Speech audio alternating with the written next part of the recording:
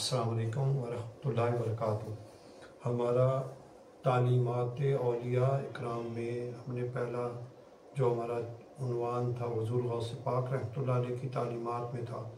آج حضرت بابا فرید الدین گنج شکر رحمۃ اللہ علیہ جو خاندان چشت کے بہت بڑی ہستی ہیں، وہ حضرت مختار کاکی رحمۃ اللہ علیہ کے خلیفہ اعظم اور ان کے مریدوں میں، ان کے خلفاء میں حضرت نظام الدین اولیاء رحمۃ اللہ علیہ، جمال الدین حاصفی رحمۃ اللہ علیہ اور صابر کلیر شریف والے، جن سے صابریہ سلسلہ چلا، وہ ان کے بابا فرید الدین گنج شکر رحمۃ اللہ علیہ سے سوال کیا گیا کہ ہم اللہ کے ولیوں کو کیسے پہچانیں؟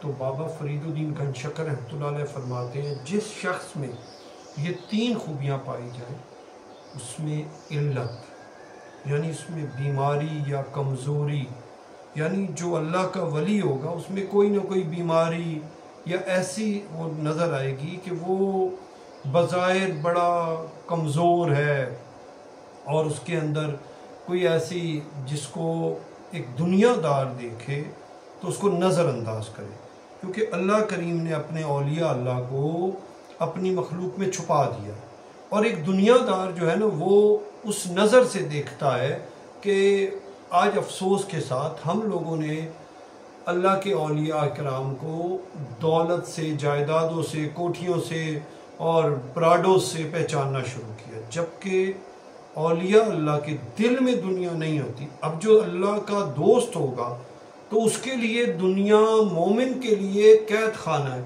اب قید خانہ میں کوئی مزے میں نہیں رہتا، اب جو قید خانے میں ہے وہ تکلیف میں ہوگا، مشکل میں ہوگا، آزمائش میں ہوگا۔ اللہ کریم قرآن میں فرماتے ہیں الذی خلق الموت والحیات لیبلوکم ایکم احسن عملا، کہ اللہ نے موت اور حیات کو پیدا کیا کہ تاکہ تمہیں آزمائے کہ تم میں سے کون نیک عمل کرتا ہے۔ تو اس میں کیا واضح ہوا کہ موت اور حیات کا مقصد آزمائش ہے۔ ہمیں موت اور حیات کا جو کانسیپٹ ہم سمجھتے ہیں کہ کھانا پینا، بہترین گاڑی، ایک پرتعیش زندگی اور بہت مزے کے، تو نہیں، کیونکہ دنیا مومن کے لیے قید خانہ ہے، تو قید خانے میں وہ کسی نہ کسی علت میں ہوگا، اس کے پاس بیماری ہوگی، اس کے پاس کوئی کمزوری ہوگی، نکاہت ہوگی، جس کی وجہ سے دنیا دار اسے نفرت کرے۔ تو ہاں، اللہ والوں کے پاس کچھ ایسی ہستیاں بھی ہیں جن کے پاس دنیا بہت کثرت کے ساتھ تھی، لیکن ان کے دلوں میں دنیا نہیں تھی۔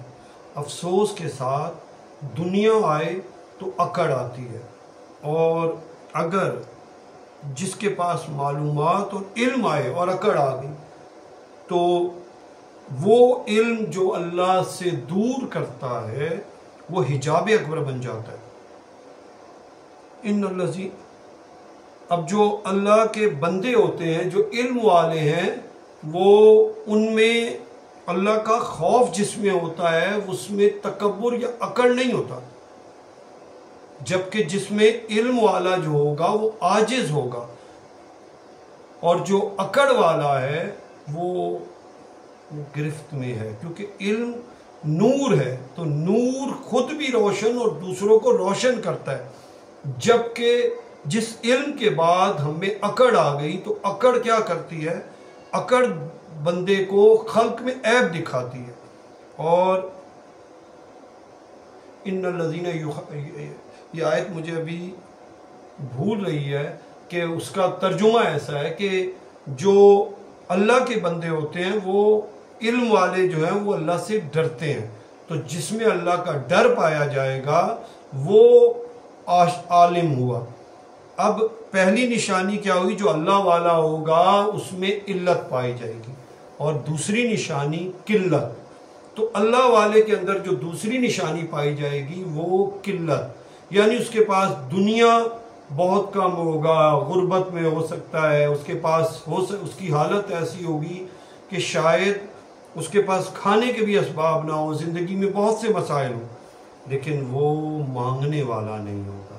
اللہ کے دوستوں میں جو صفت پائی جائے گی ان میں منگتا پن نہیں پایا جائے گا، کیونکہ منگتا پن نفس کی نشانی ہے۔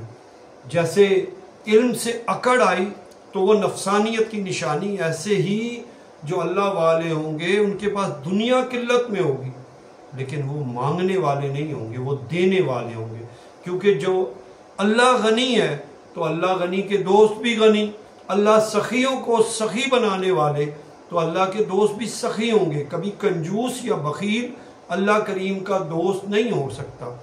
تو جو اللہ کریم کے دوست ہوں گے ان میں قلت کی بھی، یعنی ان کے پاس دنیاوی جو ہے معاملات میں کمی ضرور ہوگی، اسی لیے دنیا کو پانے کے لیے کوشش کرنی ہے لیکن دنیا کو دل میں جگہ نہیں دینی۔ جو اللہ والے ہوتے ہیں وہ اپنے دلوں سے دنیا کو نکال دیتے ہیں۔ دیکھیے فقیری کس کا نام ہے؟ دنیا ہاتھ سے نکل جائے تو بھکاری، اور دنیا دل سے نکل جائے تو فقیر۔ تو فقیروں کے دل سے دنیا نکل جاتی ہے، ان کے پاس شاید اسباب اتنے نہ ہوں لیکن ان کا تعلق اللہ سے ہوگا۔ فقیر مانگنے والا نہیں ہوگا، دینے والا ہوگا۔ اس لیے جس بھی ہستی کا ادب کریے، احترام کریے، اس میں دیکھیے کہ اس کے اندر صفت جو ہے منگتا پن کی تو نہیں ہے، کیونکہ جو مانگتے ہیں ان کی کبھی پوری نہیں پڑتی اور جو بانٹتے ہیں ان کو کبھی کمی نہیں ہوتی۔ تو علت اور قلت کے بعد ذلت، جو اللہ والے ہوں گے ان کو دنیا دار بڑا ذلیل سمجھیں گے، اور جو ذلیل سمجھیں گے تو ان کی عزت نہیں کریں گے۔ میرے آقا علیہ السلام کی ایک حدیث ہے، اس کا مفہوم اس طرح ہے کہ آقا علیہ السلام فرماتے ہیں کتنے ہی پریشان حال پراگندہ بالوں اور پھٹے پرانے کپڑوں والے ایسے ہیں کہ جن کی کوئی پرواہ نہیں کرتا، لیکن اگر وہ اللہ تعالیٰ کی پر کسی بات کی قسم کھا لے تو وہ ضرور اسے پورا فرما دے۔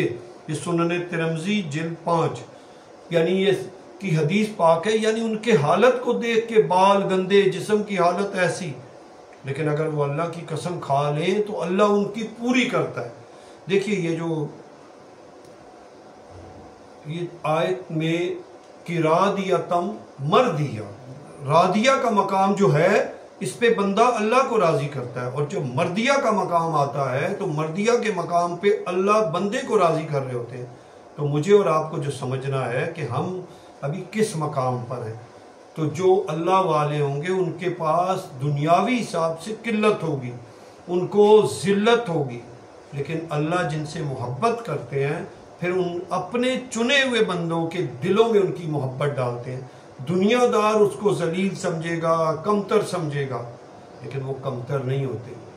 یہ غازی، یہ تیرے پراسرار بندے جنہیں تو نے بخشا ہے ذوق خدائی۔ تو جو اللہ والے ہیں ان کے اندر دیکھنے میں دنیا نہیں ہوگی۔ اسی لیے بابا بلے شاہ رحمۃ اللہ علیہ کیا فرماتے ہیں؟ چل بلیا چل اتھے چلیے جتھے سارے انے، نہ کوئی ساڑی ذات پہچانے نہ کوئی سانو مننے۔